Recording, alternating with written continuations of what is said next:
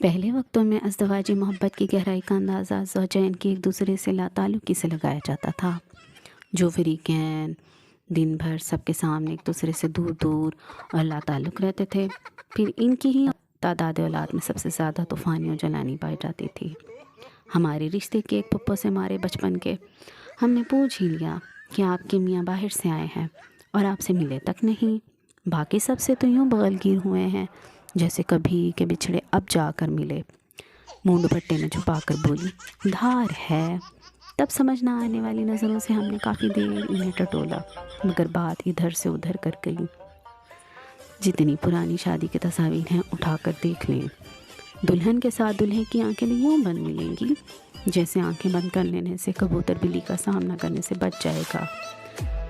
آج سے 3 دہائی پہلے تک شادی سے پہلے شادی کا نام لینا بھی بے شرمی سمجھا جاتا تھا۔ بقول ہماری اماں، ان کی شادی کی تاریخ مقرر ہونے کے بعد ماموں جان کچھ بات کرنے کے لیے کمرے میں تشریف لائے تو وہ مارے شرم کے رضائی کی دوسری طرف سے یوں کھسک لیں کہ ماموں کتنی ہی دیر تک رضائی کے ابھار کو ان کا سر سمجھ کر بات کرتے رہے۔ بعد میں 9 مارچ کو ہونے والی اس شادی کے نتیجے میں 10 دسمبر کو ہم پیدا ہو چکے تھے۔ یہ جانو مانو تو نئے زمانے کے چونچلے ہیں۔ شادی کے بعد سب پرانی خواتین شوہروں کو فلاں کا ابا کے نام سے پکارا کرتی تھیں۔ دادی اماں سے میں نے پوچھا کہ عذرا کے ابا سے پہلے طرز تخاطب کیا تھا؟ ذہن پر زور دے کر بولی، یاد نہیں۔ پھر کہنے لگی، بس ایج ہی کہتی تھی اور سمجھ جاتے تھے۔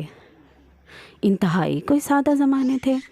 رشتے کی ایک خالہ بتاتی ہیں کہ جب بیاہ کر گئی تو گھر مہمانوں سے بھرا پڑا تھا۔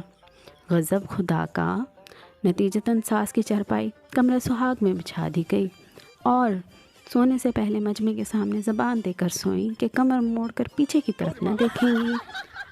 ساتھ ساتھ قسمیں بھی کھاتی رہیں کہ سنتی بھی اونچا ہیں، اس لیے بے فکر ہو کر سو سکتے ہیں اور سرگوشیوں میں بات بھی کی جا سکتی ہے۔ جی تو دوستو، آپ کو ہماری آج کی کہانی کچھ کھٹی کچھ میٹھی پسند آئی ہو تو لائک شیئر اور سبسکرائب لازمی کر دیجیے گا۔